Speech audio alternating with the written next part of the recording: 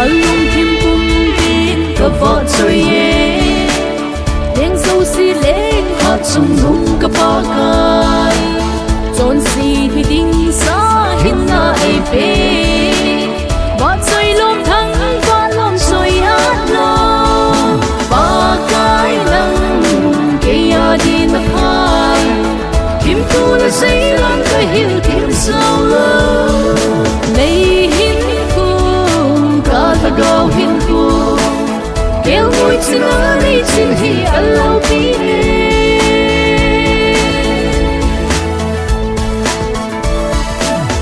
Naphat na si in Vahchoi Vanthamjol Leiset thunei chungnung hinna neilou Pakai hingjing Leiset Pathen jouse Pathen Pakai Naphat Thimthu jailan kahilthem Nei hinkho lhagao hinkho Keingoi chin aloupie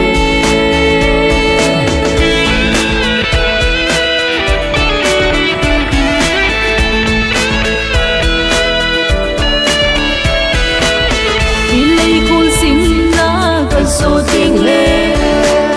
Nasim sa gamno sana Kuki hinna na bay na gamno ma tanlo hela nang Vahchoi Pakai Naphat Thimthu jailan kahilthem Nei hinkho lhagao hinkho Keingoi chin aloupie Pakai Naphat Thimthu jailan kahilthem Nei hinkho lhagao hinkho Keingoi chin aloupie